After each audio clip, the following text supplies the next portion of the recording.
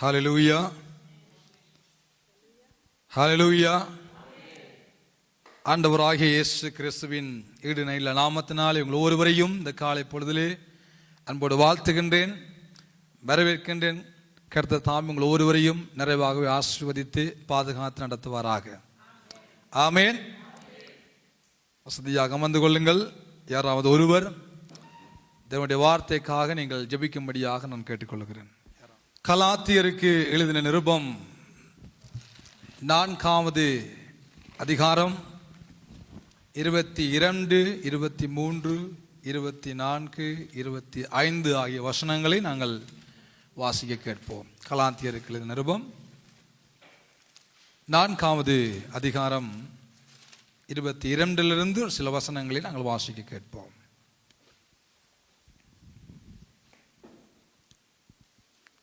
ஆபிரகாமுக்கு 2 குமாரர்கள் இருந்தார்கள். ஆபிரகாமுக்கு 2 குமாரர்கள் இருந்தார்கள் என்று எழுதியிருக்கிறது. ஒருவன் அடிமையானவளிடத்தில் பிறந்தவன், ஒருவன் அடிமையானவளிடத்தில் பிறந்தவன், ஒருவன் சுயாதீனம் உள்ளவனிடத்தில் பிறந்தவன், சுயாதீனம் உள்ளவளிடத்தில் பிறந்தவன், அடிமையானவளிடத்தில் பிறந்தவன், அடிமையானவளிடத்தில் பிறந்தவன், மாம்சத்தின்படி பிறந்தான், சுயாதீனம் உள்ளவனிடத்தில் பிறந்தவன், சுயாதீனம் உள்ளவளிடத்தில் பிறந்தவன், வாக்கு தத்தத்தின்படி பிறந்தான். இவைகள் ஞான அர்த்தம் உள்ளவைகள், அந்த ஸ்திரீகள் 2 ஏற்பாடுகளாம். ஒன்று சீனாய் மலையில் உண்டான ஏற்பாடு, அது அடிமைத்தனத்துக்குள்ளாக பிள்ளை பெறுகிறது. அது ஆகார் என்பவள் தானே. ஆகார் என்பது அரபி தேசத்தில் உள்ள சீனாய் மலை. அந்த ஆகார் இப்பொழுது இருக்கிற எருசலேமுக்கு சரி. இவள் தன் பிள்ளைகளோட கூட அடிமைப்பட்டிருக்கிறாளே. மேலான எருசலேமோ சுயாதீனம் உள்ளவள், அவளோ நமக்கு எல்லாருக்கும் தாயானவள்.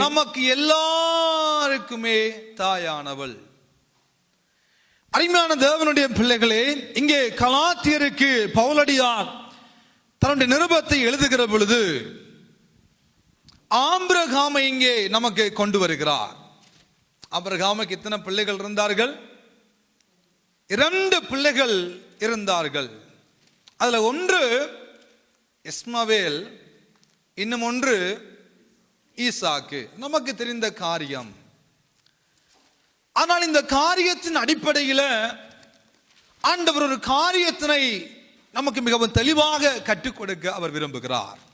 ஏனென்றால் நாம் கடந்த வாரங்களிலே பார்த்து கொண்டு வருகிறோம், எகிப்தின் அடிமைத்தனத்தில் வாழ்ந்த தேவனுடைய பிள்ளைகள் அந்த கோஷேனை விட்டு அவர்கள் வனாந்தர வழியாக அவர்கள் எப்படி கானானுக்குள்ள கடந்து கொண்டு போனார்கள் என்று சொல்லி காரியங்களை நாம் கடந்த வாரங்களில் கற்றுக்கொள்ள கர்த்தருடைய ஆவியானவர் நமக்கு பெரிய ஒரு அனுக்கிரகத்தை பாராட்டி உள்ளார்.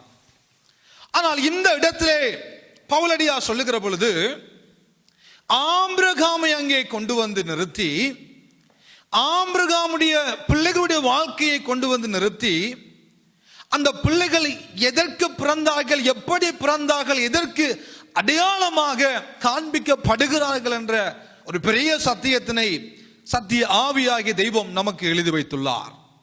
அந்த வகையில் வேதம் தெளிவாக சொல்லுகிறது, அந்த இஸ்மவேல் ஈசாக்கு என்ற 2 பிள்ளைகள் 2 ஏற்பாடுகளாக இங்கே நமக்கு காண்பித்து கொடுக்கப்படுகிறது.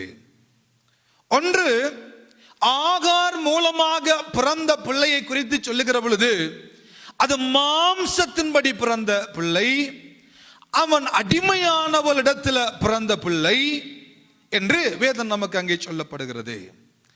ஆனால் ஈசாக்கை குறித்து பேசுகிற பொழுது ஈசாக்கு மாம்சத்தின்படி பிறக்கவில்லை, அடிமையானவளிடத்தில் பிறக்கவில்லை, அவன் வாக்கு தத்தத்தின் அடிப்படையில் பிறந்த பிள்ளை. ஹல்லேலூயா.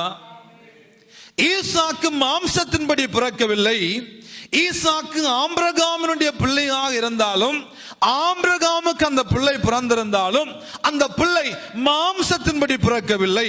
அந்த பிள்ளை ஆவியின்படி, வாக்கு தத்தத்தின்படி பிறந்த பிள்ளை என்று வேதம் நமக்கு சாட்சி கொடுக்கிறது.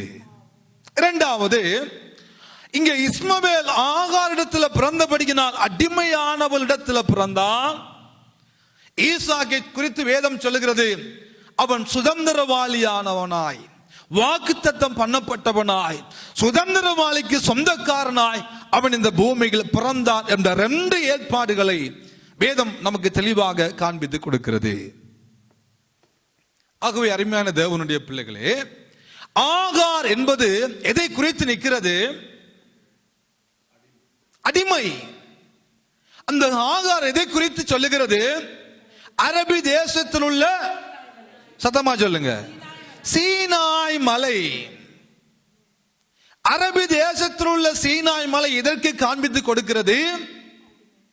ஆகாருக்கு ஒப்பிட்டு, மாம்சமான காரியங்களுக்கு ஒப்பிட்டு, அடிமையானவளுக்கு ஒப்பிட்டு வேதம் நமக்கு ஒரு பெரிய காரியத்தினை இங்கே நமக்கு கொண்டு வந்து காண்பித்து கொடுக்கிறார். ஆகவே இன்றைக்கு சீனாய் மலையில நடந்ததான காரியங்களை குறித்து, ஏனென்றால் வனாந்திர வழியாக தேவனுடைய பிள்ளைகள் போன பிரயாணத்தை கற்றுக்கொண்டிருக்கிறோம். சீனாய் வனாந்திரத்தில் அநேக காரியங்கள் நடந்தது. ஆனால் சீனாய் மலையில நடந்த ஒரு சில காரியங்களை இன்றைக்கு நாம் காண்பித்து, அது எப்படி மகிமையாய் நம்முடைய வாழ்க்கையில புதிய ஏற்பாட்டு காலத்தில் வாழுகிற நமக்கு, சுதந்திரவாளியாகி சொந்தக்காரனுக்கு சுதந்திரவாளியாக இருந்ததான வாக்கு தத்தத்தின்படி பிறந்ததான ஈசாக்குக்கு எப்படி காண்பித்து கொடுக்கப்படுகிறதோ, அதே வண்ணமாக சீனாய் மலையின் மேல் நடந்த 3 அல்லது 4 காரியங்களை புதிய ஏற்பாட்டு வாழுகிற நானும் நீங்களும் பெற்றுக்கொண்ட நன்மைகள் அல்லது ஒப்பீட்டு ரீதியான காரியங்களை இன்றைக்கு வாக்கு தத்தம் பண்ணப்பட்டவர்களாகிய நாம் பெற்றுக்கொண்டோம் என்பதற்கு வேதம் நமக்கு காண்பித்து கொடுக்கிற சாட்சியங்களை நாம் கற்றுக்கொள்ள கர்த்தருடைய ஆவியானவர் இன்றைக்கு நமக்கு உதவி செய்வாராக. ஹல்லேலூயா. ஆகவே அப்படியானால் நாம் திருப்பிக் கொள்ளப்பட வேண்டும். யாத்திராகமம் 19வது அதிகாரத்துக்கு நேராக நாம் நமது வேதாகமங்களை திருப்பிக் கொள்வோமாக.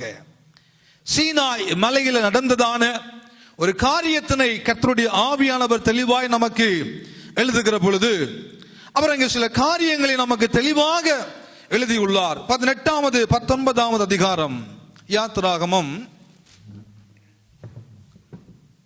19வது அதிகாரம் 18வது வசனத்தை வாசிக்க கேட்போம். கர்த்தர் சீனாய் மலையின் மேல், கர்த்தர் சீனாய் மலையின் மேல அக்கினியில் இறங்கினபடியால், சீனாய் மலையின் மேல எப்படி இறங்குறார்? அக்கினியில் இறங்கினார். சொல்லுங்க எல்லாரும், சீனாய் மலையின் மேல ஆண்டவர் அக்கினியில் இறங்கினார். வாசிங்க. அது முழுவதும் புகைக்காடாய் இருந்தது. அது முழுவதுமே புகை காடாக காட்சி அளித்தது. அந்த புகை சூளையின் புகையை போல எழும்பி இருந்தது. மலை முழுவதும் மிகவும் அதிர்ந்தது. எக்கால சத்தம் வர வர மிகவும் பலமாய் மிகவும் பலமாய் தொனித்தது. மோசே பேசினான். தேவன் அவனுக்கு வாக்கினால் மறுமொழி கொடுத்தார். ஹல்லேலூயா. வேதம் இங்கு ஒரு அழகான காட்சியை நமக்கு காண்பித்து கொடுக்கிறது. தேவனுடைய பிள்ளைகளே, ஆண்டவர், வேதம் சொல்லுகிறது, ஆண்டவர் அக்கினியில இறங்குகிறார். ஹல்லேலூயா. இந்த வானத்தையும் பூமியையும் மண்ட சுராசனங்களையும் படைத்த தெய்வம் சீனாய் மலையில வேதம் சொல்லுகிறது, அக்கினியில ஆண்டவர் இறங்குகிற ஒரு அழகான சம்பவம். 3 காரியங்களை இந்த மலையில ஆண்டவர் அக்கினியாய் இந்த சீன் வனாந்திரத்தில் புறப்பட்ட காட்சியை நாம் பார்க்கிற பொழுது, ஓரேப் என்னும் பர்வதத்தில் மோசே ஆடுகளை மேய்த்துக் கொண்டிருந்த பொழுது ஆண்டவர் எரிகிற ஒரு செடியில ஆண்டவர் மோசேக்கு தரிசனத்தை காண்பிக்கிறார். அக்கினி ஒரு செடியை பட்சித்து போடுகிறது. அக்கினியாய் ஆண்டவர் செடியிலே அங்கே வெளிப்பட்டதான முதலாவது நெருப்பு ஓரேப் மலையில ஆண்டவர் காட்சி கொடுக்கிறார், நெருப்பாக கடந்து வருகிறார். இரண்டாவதாக பார்க்கிற பொழுது அக்கினியில கர்த்தர் சீனாய் மலையின் மேல இறங்குகிற சம்பவம். இன்னும் ஒரு காட்சியை பார்க்கிற பொழுது ஜனங்கள் முறுமுறுத்த பொழுது தேவனுடைய அக்கினி பாளையத்தின் கடைசியில் இருந்து அநேகரை பட்சித்தது என்று வேதம் சொல்லுகிறது. ஆகவே தெய்வம் அக்கினியில இறங்குகிற தெய்வம்னாய் இருக்கிறார். சீனாய் மலையின் மேல ஆண்டவர் இறங்குகிற பொழுது அக்கினியாய் ஆண்டவர் இறங்குகிறார். ஆண்டவர் இறங்குகிற பொழுது அந்த மலை முழுவதையும் வேதம் சொல்லுகிறது சூளையை போல பயங்கரமான பெரிய ஒரு முகில் கூட்டம், பெரிய ஒரு புகை காடாக எழும்புகிற அளவுக்கு தேவ மகிமை அந்த மலையை சூழுகிறது. வேதம் சொல்லுகிறது எக்கால சத்தத்தை போல வரவர வரவர வரவர வரவர வரவர வரவர எக்கால சத்தத்தை போல தெய்வம் இறங்குகிற பொழுது இந்த முழு உலகமும் இயற்கை ஆண்டவரோடு சம்பந்தப்படுகிறது. இயற்கையை உண்டு பண்ணின தெய்வத்தினுடைய வல்லமைக்குள்ள இருக்கிற இயற்கை என்ன செய்கிறது? அக்கினியாய் கடந்து வருகிறது, எக்கால சப்தம் தொனிக்கிறது. தேவன் மகிமையாய் கடந்து வருகிற பொழுது அந்த மலையை சுற்றிலும் சீனாய் என்றதான மலையை சுற்றிலும் தேவ மகிமை புகை காடாக அந்த மலை முழுவதையும் சூழ்ந்திருக்கிறது. பிரியமானவர்களே, வானத்தையும் பூமியையும் உண்டாக்கின சர்வ வல்லவருடைய கிரியைகளை நாம் இந்த சீனாய் மலையில காணக்கூடும். அப்படிப்பட்ட ஆச்சரியமான ஒரு மகிமை, ஆச்சரியமான ஒரு நிகழ்வு இந்த சீனாய் மலையில நடக்கிறது. ஆண்டவர் இறங்கினார், ஆண்டவர் இறங்கினார். இது அரபி தேசத்தில் உள்ள சீனாய் மலை ஆகார் என்ற அடிமை பெண்ணுக்கு அது ஒப்பிட்டு பேசி இருந்தாலும் கூட அந்த மலையில ஆண்டவர் இறங்கினார். அந்த மலையில் ஆண்டவர் இறங்குகிற பொழுது மகிமை வெளிப்பட்டது. ஆண்டவர் இறங்குகிற பொழுது பலம் சத்தம் வரவர எக்கால சத்தம் தொனித்துக் கொண்டிருந்ததாக வேதம் நமக்கு காண்பித்து கொடுக்கிறது. அதே ஆண்டவர் கிட்டத்தட்ட 1200 வருடங்களை பின்பதாக தேவனுடைய ஜனங்கள் இங்கே அடிமைத்தன வாழ்க்கையை விட்டு வெளியே புறப்பட்ட 50வது நாளில அழகான ஒரு சம்பவம் அங்கே சீனாய் மலையில நடந்தேறுகிறது. ஆனால் வாக்கு தத்தத்தின்படி பிறக்க போகிற பிறந்ததான சுதந்திரவாளி ஆகிய நானும் நீங்களும் 1200 ஆண்டுகளின் பின்பதாக 50வது நாள் பஸ்கா நாளிலிருந்து வருகிற 50வது நாள் பெந்தெகோஸ்தே என்று சொல்லுகிற அந்த நாளில கர்த்தருடைய ஆவியானவரை குறித்து வேதம் சொல்லுகிற பொழுது அப்போஸ்தலர் 2வது அதிகாரம் 2-3 வசனங்களை வாசித்து பார்க்கிற பொழுது எப்படி நடக்கிறது வாசியுங்கள். அதை அப்போஸ்தலருடைய புத்தகம் 2வது அதிகாரம் 2-3 வசனங்களை வாசியுங்கள்.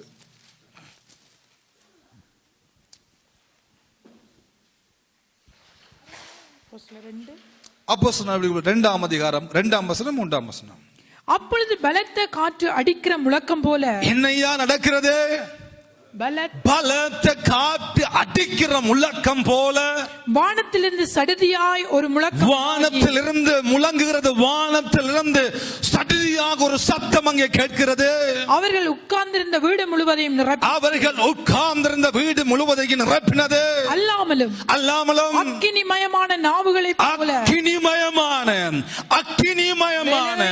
அக்கினிமயமான நாவுகள் என்ன செய்கிறது? பிரிந்திருக்கிற நாவுகள்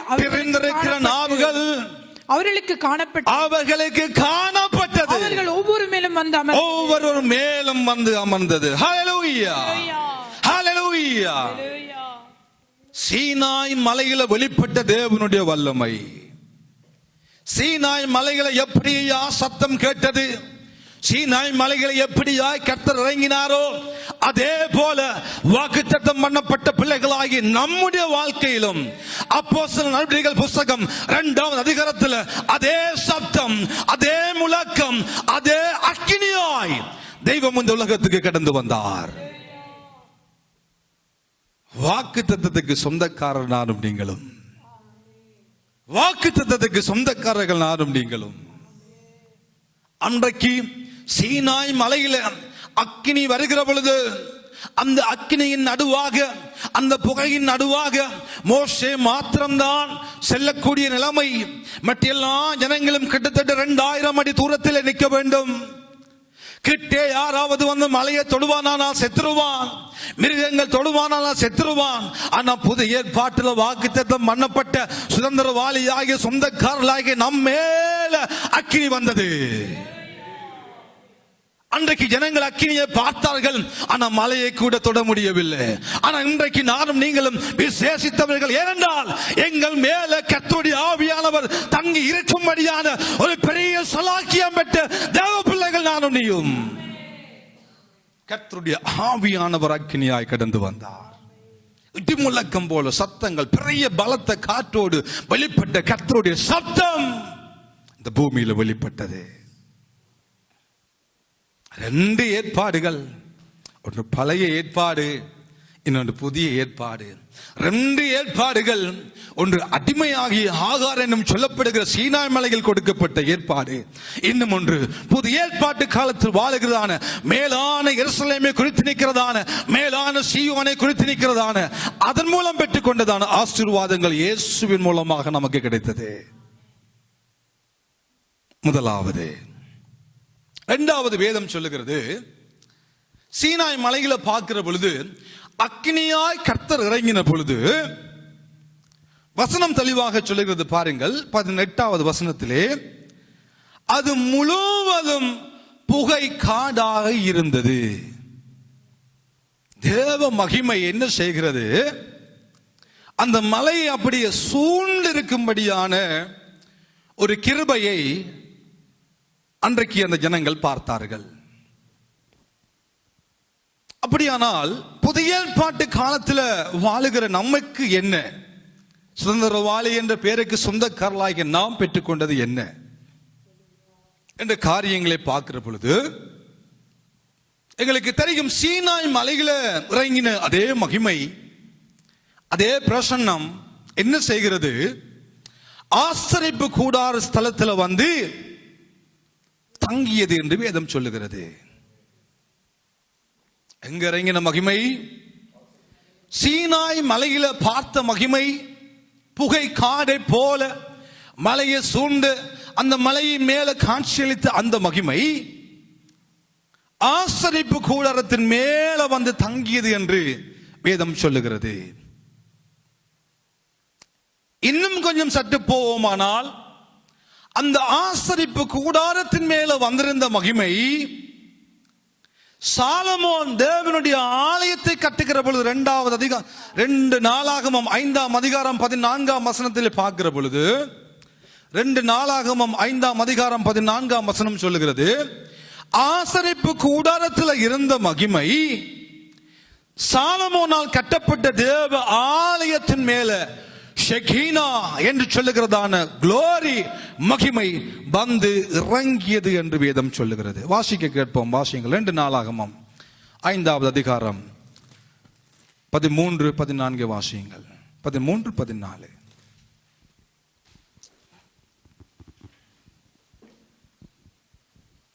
அவர்கள் ஒருமிக்க பூரிகைகளை ஊதி ஏக சத்தமாய் கர்த்தரை துதித்து சோத்தரித்து பாடினார்கள். ஆசாரியர்கள் பரிசுத்த ஸ்தலத்திலிருந்து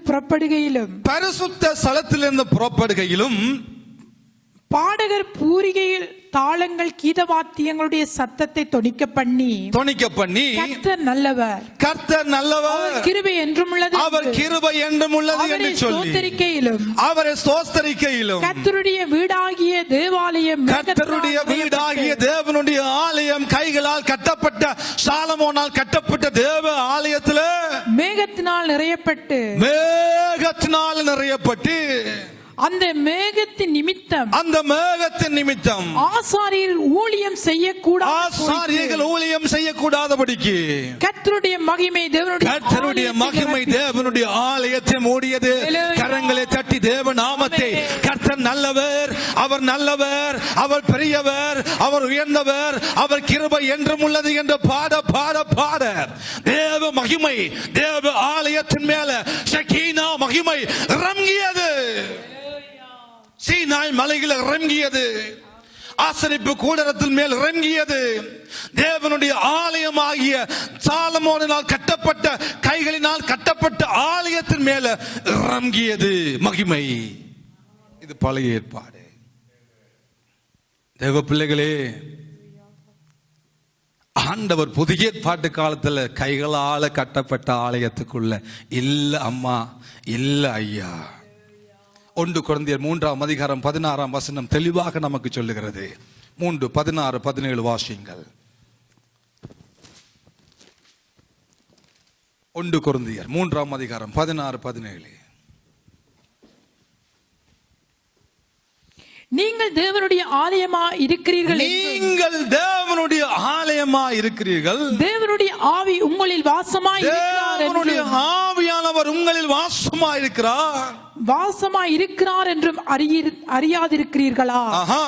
ஒருவன் தேவனுடைய ஆலயத்தை கெடுத்தார், அவனை தேவன் கெடுப்பார். தேவனுடைய ஆலயம் பரிசுத்தமாயிருக்கிறது. நீங்களே அந்த ஆலயம். நான் அந்த ஆலயம், நீங்க அந்த ஆலயம், தேவனுடைய ஆவியானவர் தங்கி வாசம் பண்ண விரும்புகிற ஆலயம் நீங்கள். அங்கே ஆலயத்தின் மேல ஆண்டவர் இருந்தார். பழைய ஏற்பாட்டில் கைகளினால் கட்டப்பட்ட ஆலயமாகிய சாலமோனுடைய ஆலயத்தில மகிமை, ஆசரிப்பு கூடார ஆலயத்தில மகிமை. ஆனால் புதிய ஏற்பாட்டு காலத்தில் வாழுகிற வாக்குத்தத்தம் பண்ணப்பட்ட பிள்ளைகளை வாழுகிற நாமை குறித்து வேதம் சொல்கிறது. நீங்களே அந்த ஆலயம். ஹலோ, நீங்களே அந்த ஆலயம். மகிமை எங்க வந்துட்டது? ஆலயத்துக்குள்ள இல்லப்பா, நமக்குள்ள வந்துட்டது. பழைய பாட்டுல மகிமை ஆலயத்துக்குள்ள மட்டும் இருந்தது, ஆலயத்துல மட்டும் இறங்கினது.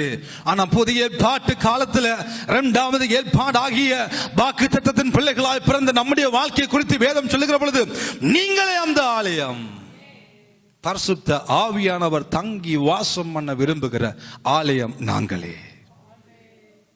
எவ்வளவு சலாக்கியமான தேவனுடைய பிள்ளைகள். ஆகவேதான் ஆண்டவர் சொல்லுகிறார், நீங்கள் அந்த ஆலயமா இருக்கிறபடியினால் ஆலயத்தை கெடுக்காதீங்க, ஆலயத்தை கெடுத்து விடாதீங்க. ஆவியானவர் தங்கி வாசம் பண்ண விரும்புகிறது கைகளினால் கட்டப்பட்ட இந்த பிரமாண்டமான மண்டபத்துக்குள்ள இல்ல அம்மா ஐயா. ஆண்டவர் விரும்புகிறார் நமக்குள்ள வாசம் பண்ண. பழைய பாட்டுல கையினால கட்டப்பட்டது மேல இருந்தாரு. புதிய பாட்டுக்குள்ள அவரால் கையால உருவாக்கப்பட்ட நமக்குள்ள வந்துட்டாரு. எவ்வளவு சலாக்கியம் பெற்ற தேவனுடைய பிள்ளைகள், எவ்வளவு கிருபை பெற்ற தேவனுடைய பிள்ளைகள். ஆகவே தான் ஆண்டவர் சொல்லுகிறார், இருளுக்கும் பகலுக்கும் சம்பந்தமே அது, இருளுக்கும் வெளிச்சத்துக்கும் சம்பந்தமே அது, தேவனுடைய பிள்ளைக்கும் தேவனுடைய பிள்ளை இல்லாதவனுக்கும் சம்பந்தமே அது. 1 கொரிந்தியரிலே பவுலடியார் தெளிவாக பேசுகிறார். ஐயா, என்ன செய்கிறாய்? தேவனுடைய ஆவியை பெற்று வாழும்படியான கிருபையை பெற்ற உன்னுடைய சரீரம் இது. கெடுத்து விடாத.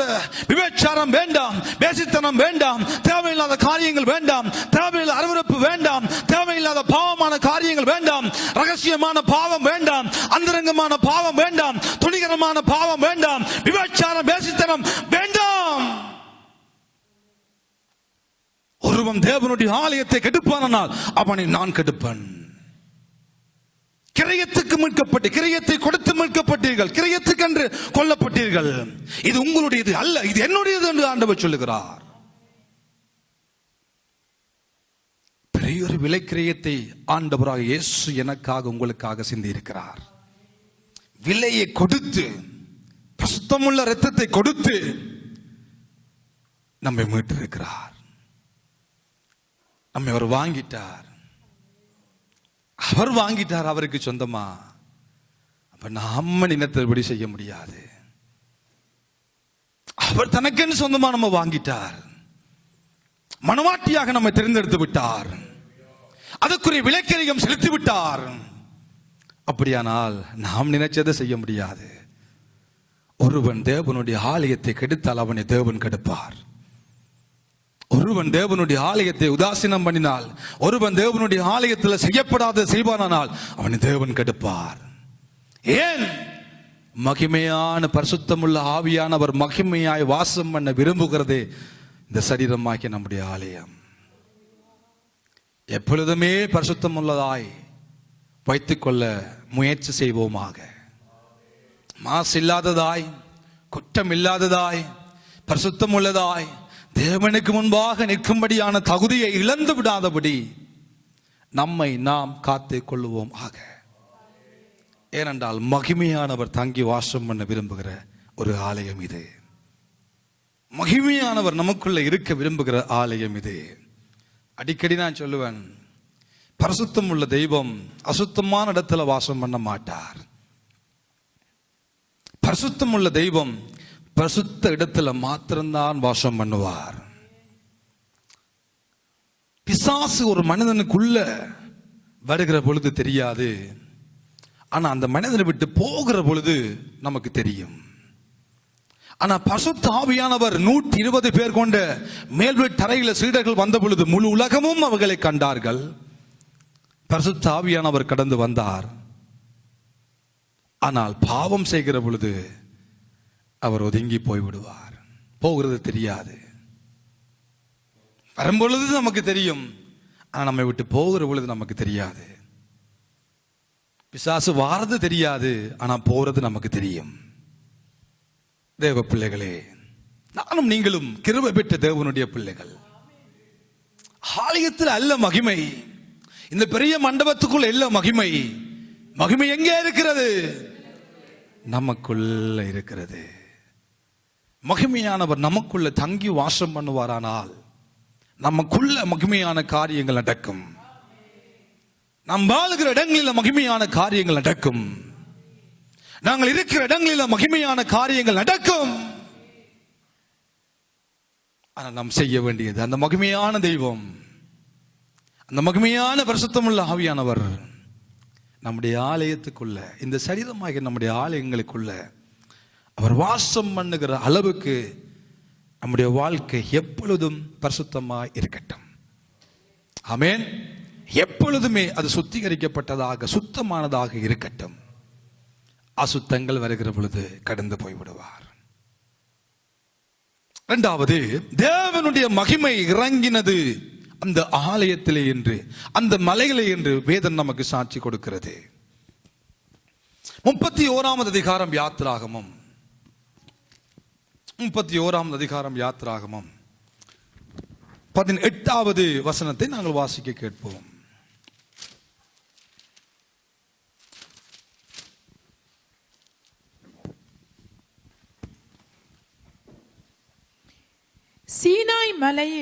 சீனாய் மலையில அவர் மோசையோட பேசி முடிந்த பின்பதாக தேவனுடைய விரலினால் எழுதப்பட்ட கற்பலையாகிய சாட்சியின் 2 பலகைகளை அவனிடத்தில் கொடுத்தார்.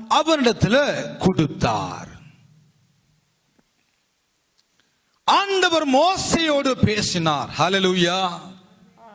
சீனாய் மலையில தெய்வம் பேசி பிரமாணங்களை கொடுத்தார். சொல்லுங்க எல்லாரும், பிரமாணங்களை கொடுத்தார்.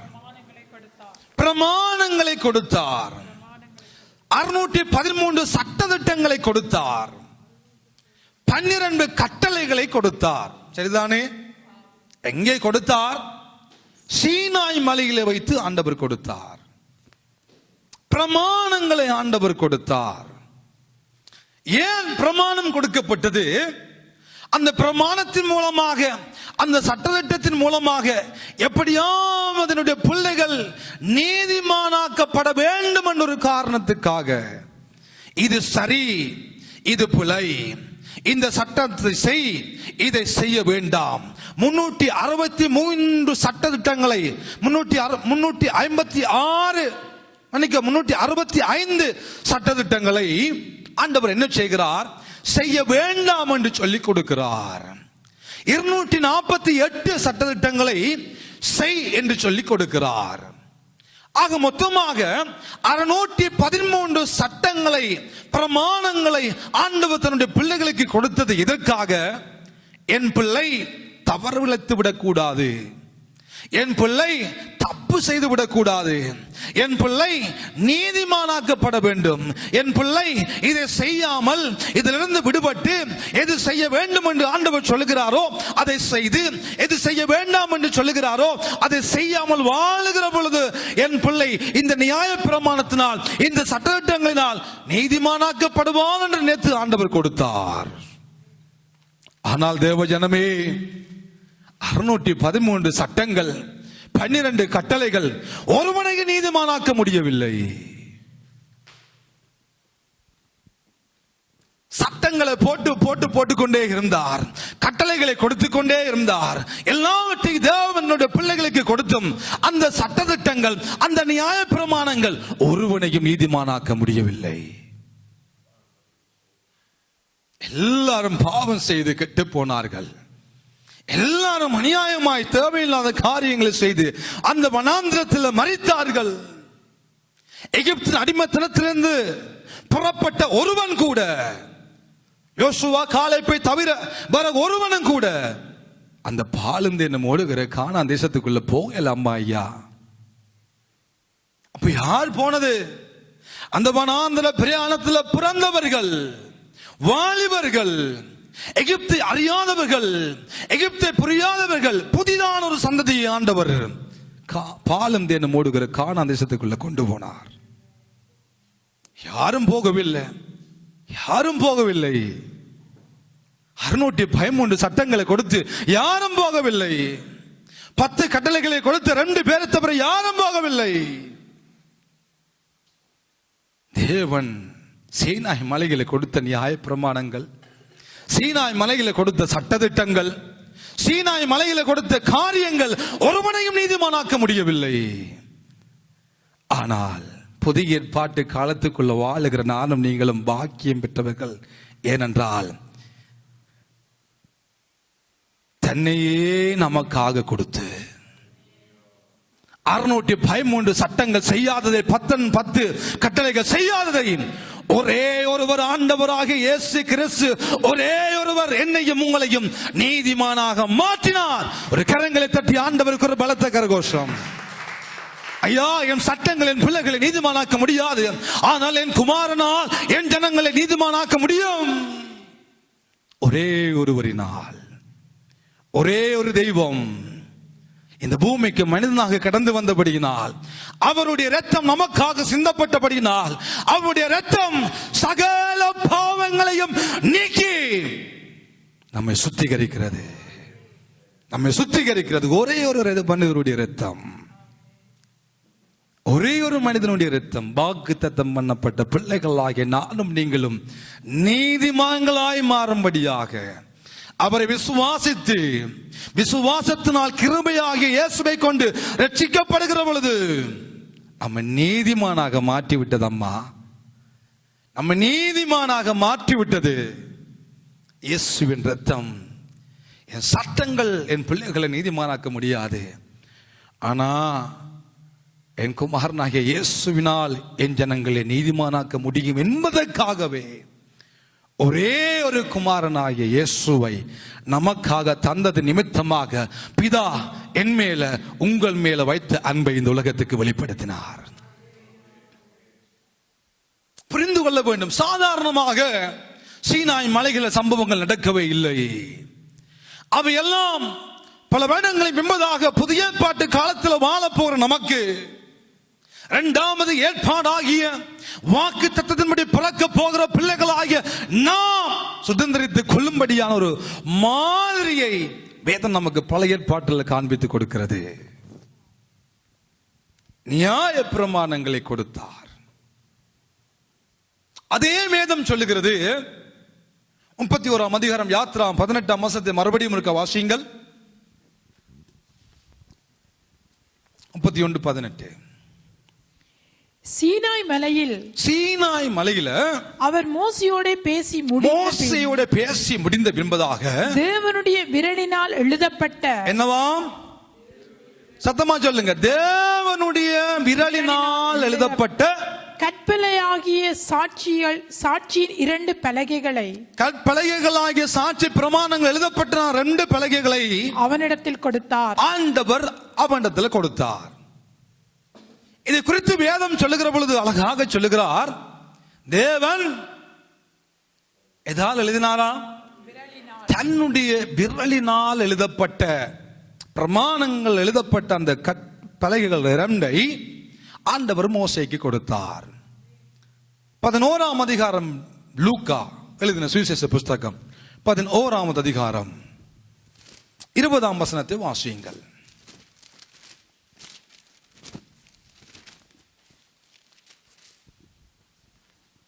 20ஆம் வசனம் 11:20. நான் தேவனுடைய விரலினாலே பிசாசுகளை துரத்துகிறபடியால் தேவனுடைய ராஜ்யம் உங்களிடத்தில் உங்களுக்குள் வந்திருக்கிறது. ஹல்லேலூயா. நாம் தேவனுடைய விரலினாலே பிசாசுகளை துரத்துகிறேன். நாம் தேவனுடைய விரலினால் பிசாசுகளை துரத்துகிறேன். அங்கே தேவனுடைய விரலினால் நியாயப்பிரமாணம் எழுதப்பட்டது. இங்கே தேவனுடைய விரலினால் பிசாசுகள் துரத்தப்படுகிறது. மத்தேயு 12ஆம் அதிகாரம் 28 வாசியுங்கள். மத்தேயு 12:28.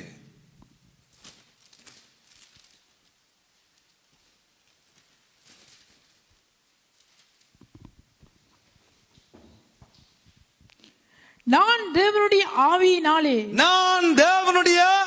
ஆவியினாலே பிசாசுகளை துரத்துகிறபடியினால் தேவனுடைய ராஜ்யம் உங்களிடத்தில் தேவனுடைய ராஜ்யம் உங்களுக்குள் வந்திருக்கிறது. அப்படினால என்ன? தேவனுடைய விரலினால் நான் பிசாசுகளை துரத்துகிறேன் என்றால் என்ன? மத்தேயு சொல்லுகிறார், நாம் தேவனுடைய ஆவியினாலே பிசாசுகளை துரத்துகிறபடியினால் தேவ ராஜ்யம் உங்களுக்குள்ள வந்திருக்கிறது. தேவ ராஜ்யம் வந்ததற்கு காரணம் தேவனுடைய ஆவி. தேவனுடைய ஆவியானவர் வருகிற பொழுது நீங்கள் பலனடைந்து எருசலேமிலும் யூதாவிலும் சமாரியாவிலும் பூமியின் கடைசி பரியந்தம் வரைக்கும் எனக்கு சாட்சிகளாய் இருப்பீர்கள். ஏனென்றால் நாம் தேவனுடைய விரலினால் தேவனுடைய ஆவியினால் பிசாசுகளை துரத்துகிறபடினால் தேவ ராஜ்யம் உங்களுக்குள் வந்திருக்கிறது.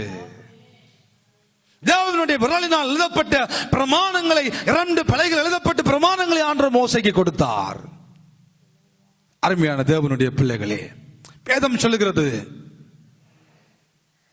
தேவனுடைய வார்த்தை தேவனுடைய ஆவியினால் அருளப்பட்டு எழுதப்பட்டிருக்கிறது. அந்த ஆவியானவர் யாரு? தேவனுடைய விரல் என்று குறிப்பிடப்படுகிறவர் யாரு? பரிசுத்தமுள்ள ஆவியானவர். பரிசுத்தமுள்ள ஆவியானவர். அன்றைக்கு பரிசுத்தமுள்ள ஆவியானவர் நியாய பிரமாணங்களை எழுதி கொடுத்து வழியை காட்டினார். இதுதான் வழி, இதை செய், இதை செய்யாத, இது கட்டளை, இதை பார், இதை கீழ்ப்படி, இது 365 சட்டங்கள், இதை செய்ய வேண்டாம், 248 சட்டங்கள், இதை செய் என்று செய் அல்லது செய்யாது என்று வழி காட்டியது தேவனுடைய விரலினால் எழுதப்பட்ட நியாயப்பிரமாணம் வழி காட்டியது. ஆனால் புதிய ஏற்பாட்டில் வாழுகிற வாக்குத்தத்தத்தின் பிள்ளைகளால் பிறந்த நமக்கு என்ன செய்கிறார் ஆண்டவர்? செய்யாது என்று வழி காட்டவில்லை. நம்மோடு இருந்து நம்மை வழி நடத்துகிற ஆண்டவராய் கர்த்தருடைய ஆவியானவர் வருகிற பொழுது அவர் சகல சத்தியத்துக்குள்ளும் நடத்துவார். வழி காட்டுகிறவர் இல்லையா, வழி நடத்துகிற ஒரு பரிசுத்தமுள்ள ஆவியானவர் எனக்கும் உங்களுக்கும் உண்டு. ஹல்லேலூயா. நம்மெல்லாம் நமக்கு காட்டி இதை செய் மகனே, இதை செய்யாத என்பது அல்ல. நானும் நீங்களும் பெற்றுக்கொண்ட ஆசீர்வாதங்கள் நம்மோடு இருந்து நாம் வேண்டிக் கொள்ள வேண்டியது இன்னது என்று அறியாமல் இருக்கிறபடினால் பரிசுத்தமுள்ள ஆவியானவர் நமக்காக வாக்கு கடங்காத பெருமூச்சலோடு நமக்காக வேண்டுதல் செய்து நம்மோடு இருந்து வா எலும்பு வா நடத்தும்படியாய் கடந்து வந்த ஒரு பெரிய ஆசீர்வாதத்துக்கு சொந்தக்காரர்களாய் நானும் நீங்கள் மாறிவிட்டோம். ஹல்லேலூயா. கரங்களை தட்டி தேவனுக்கு மகிமைப்படுத்துங்க. தேவனுடைய விரலினால் பிசாசுகளை நாம் துரத்துகிறபடியினால் தேவ ராஜ்யம் உங்களுக்குள்ள வந்திருக்கிறது. தேவனுடைய ஆவியினால் பிசாசுகளை துரத்துகிறபடியினால் தேவ ராஜ்யம் உங்களுக்குள்ள வந்திருக்கிறது. கர்த்தருடைய ஆவியானவர், தேற்றரவாளனாகிய ஆவியானவர், தேவனுடைய ஆவியானவர் பாவத்தை குறித்து, நீதியை குறித்து, நியாய தீர்ப்பை குறித்து கண்டித்து உணர்த்தி பேசி கரத்தை பிடித்து எழும்பு நட, எலும்பு நட. ஜெபிக்கவே தெரியல ஆண்டவரே, ஜெபிக்க முடியல. வாக்கு கடங்காத பெருமூச்சோடு நமக்காக ஜெபித்து, நமக்காக பறந்து பேசி, நமக்காக விண்ணப்பித்து, நமக்காக ஜெபித்து, நமக்காக உதவி செய்து, நம்முடைய பலவீனங்களில் நம்மை தாங்கி நடத்துகிற ஒரு நல்ல ஆவியானவரை நானும் நீங்களும் தெய்வமாக கொண்டிருப்போமானால் பாக்கியம் பெற்ற தேவனுடைய பிள்ளைகள். இதுதான் ஐயா புதிய ஏற்பாடாகிய வாக்குத்தத்தம் பண்ணப்பட்ட பிள்ளைகளுக்கும், அடிமைத்தனத்தில் பிறந்த ஆகார் என்பவளுக்கு பிறந்த, அடிமைக்கு பிறந்த, மாம்சத்தின்படி பிறந்த பிள்ளைகளுக்கும் இருக்கிற பெரிய வித்தியாசத்தினை கர்த்தருடைய வேதம் நமக்கு காண்பித்து கொடுக்கிறது. நாம் புரிந்து கொள்ள வேண்டும். சும்மா சாதாரணமா கர்த்தர் மலையில் இறங்கினார், புகை வந்துச்சுது, சத்தம் கேட்டுச்சுது, பலகை எழுதி கொடுத்தார், கதை முடியல. அதெல்லாம் புதிய ஏற்பாட்டு காலத்துல வாக்கு தத்தத்தின்படி பிறக்க போற நானும் நீங்களும் பெற்றுக்கொள்ள போற ஆசீர்வாதங்களுக்கு ஒரு மாதிரியாக தெய்வம் வைத்தார். கடைசியாக ஒரு காரியத்தை சொல்லுகிறேன். இப்படிப்பட்ட ஒரு பெரிய வல்லமை விளங்கின சீனாய் மலை, இப்படிப்பட்ட தேவ சத்தம் துணித்த அந்த மலை சபிக்கப்பட்டதாக இருக்கிறபடியினால் ஏலிம் என்ற நீரூற்றுகள் அங்கே காணப்படவில்லை. 12 நீரூற்றுகள் ஏலிமில காணப்பட்டது. 12 நீரூற்றுகள் 70 பேரிச்சம்பழ மரங்கள். ஆனால் இன்றைக்கு அத்தனை நீரூற்றுகளும் வற்றி 20 லட்சம் பேருக்கு மேற்பட்ட ஜனங்களுக்கு நீர் கொடுத்ததா நீரூற்றுகள் வற்றி போய்விட்டது.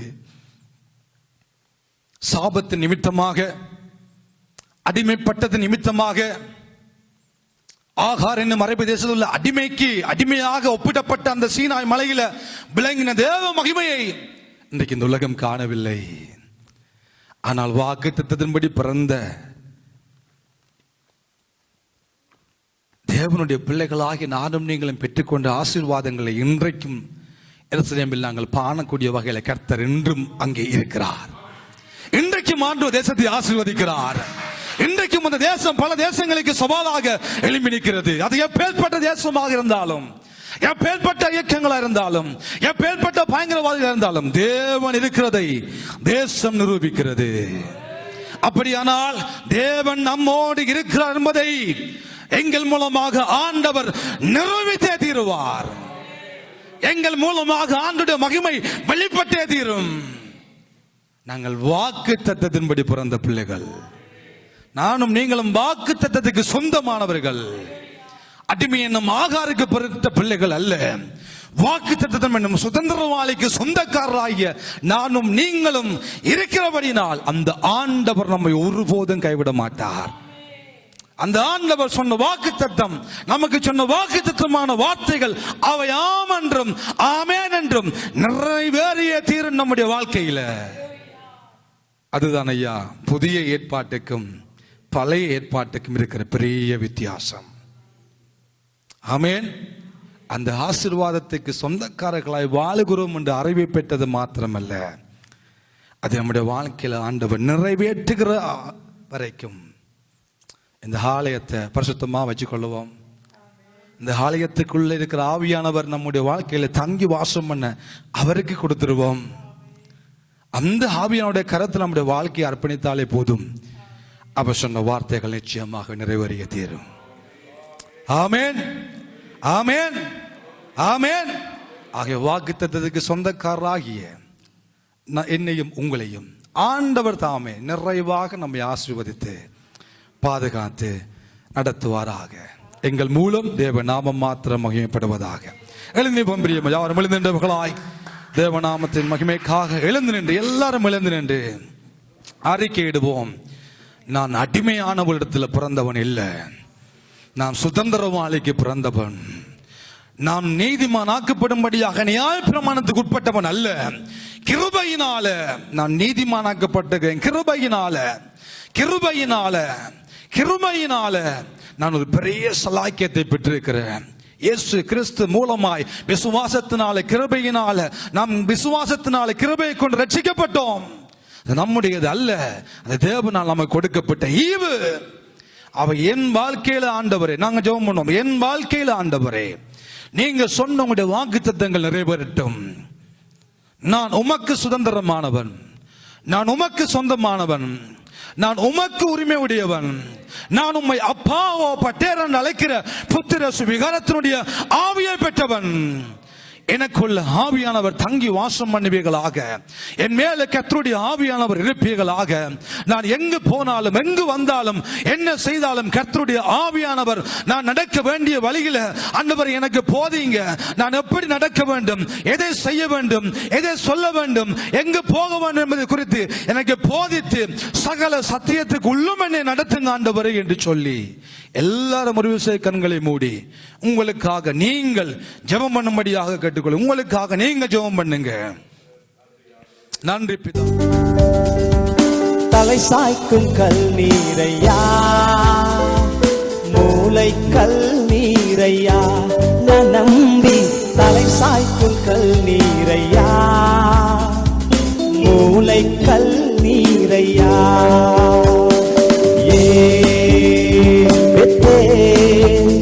இது வானத்தின் வாசல், என் இயேசையா ஆசீர்வாதத்தின் வாசல்.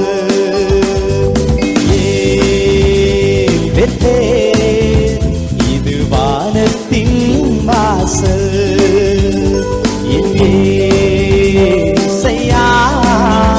ஆசீர்வாதத்தின் வாசல்.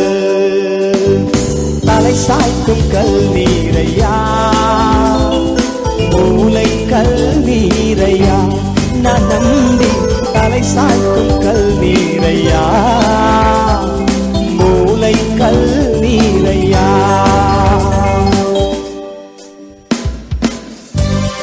ஆண்டவர் யாக்கோபை பார்த்து சொல்லுகிறார், நீ மேற்கேயும் கிழக்கேயும் வடக்கேயும் தெற்கேயும் பறந்து வா என்று சொல்லி, பூமியின் தூளை போல உன் சந்ததி பெருகும் என்று சொல்லி வாக்குத்தத்தம் பண்ணின கர்த்தர்.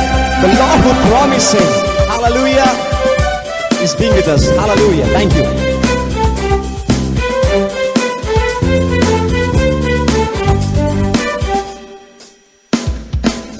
மேற்கு கிழக்கு வடக்கு தெற்கு பறந்து வா என்றீரே,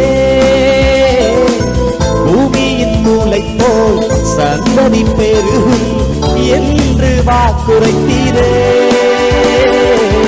மேற்கு கிழக்கு வடக்கு தெற்கு பறந்து வா என்றீரே, பூமியின் மூளை போல் சந்ததி பெருகும் என்று வாக்குரைத்தீரே. சொன்னதை செய்யும் அளவும் என்னை கைவிடவே மாட்டீ, நீர் சொன்னதை செய்யும் அளவும் என்னை கைவிடவே மாட்டீ என்று சொல்லுவீங்களா? ஏல்பெத்தேல் ஏல்பெத்தேல் இது வானத்தின் வாசல், என் இயேசையா ஆசீர்வாதத்தின் வாசல்.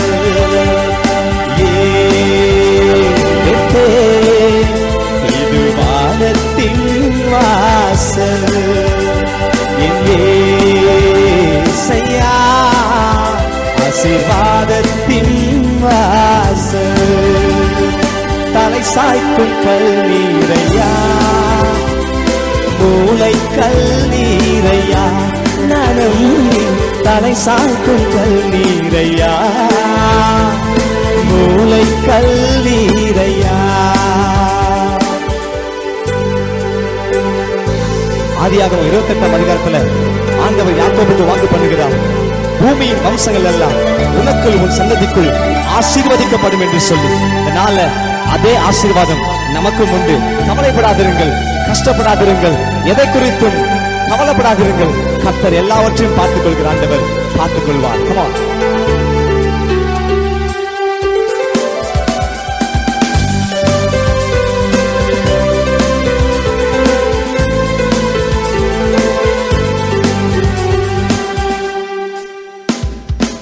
பூமியின் வம்சங்கள் உனக்குள் உன் சந்ததிக்குள் ஆசீர்வதிக்கப்படும் என்று ஆசீர்வாத வாய்க்காலாக என்னை மாற்றினீரே.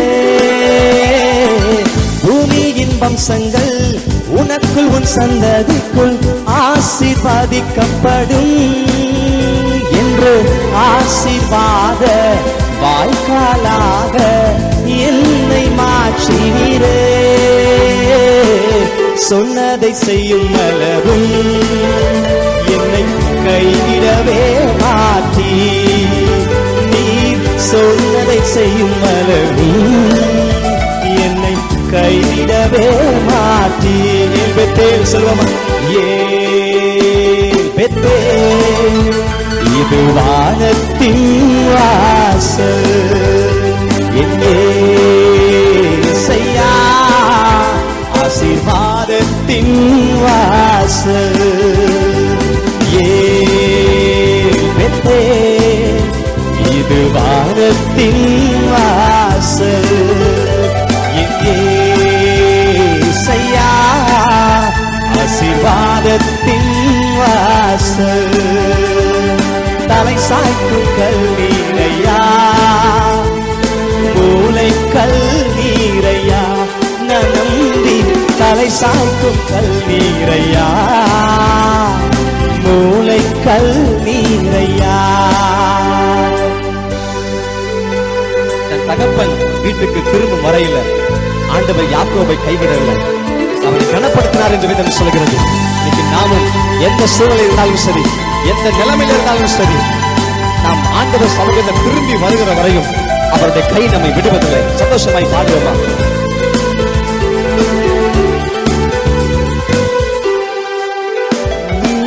செல்லும் இடமெல்லாம் உன்னோட இருந்து உன்னை கனப்படுத்துவே.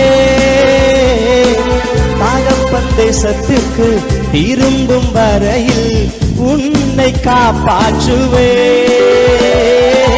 செல்லும் இடமெல்லாம் உன்னோடு இருந்து உன்னை கனப்படுத்துவே. தகப்பன் தேசத்துக்கு திரும்பும் வரையில் உன்னை காப்பாற்றுவே. சொன்னதை செய்யும் அளவும் உன்னை கைவிடவே மாட்டே. நீ சொன்னதை செய்யும் அளவும் என்னை கைவிடவே மாட்டே. Come on, join together and say Bethel. Bethel, இது வானத்தின் வாசல், என் இயேசையா ஆசீர்வாதத்தின் வாசல். பெத்தேல், இது வானத்தின் வாசல், என் இயேசையா ஆசீர்வாதத்தின் வாசல். மூளை கல்லீரையா, நரம்பி தலை சாய்க்கும் கல்லீரையா, மூளை கல்லீரையா. சரி சொல்லுவோமா?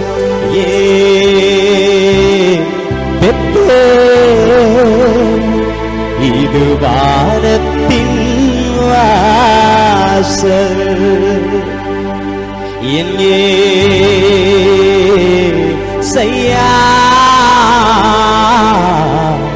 ஆசீர்வாதத்தின் வாசல், பரலோகத்தின்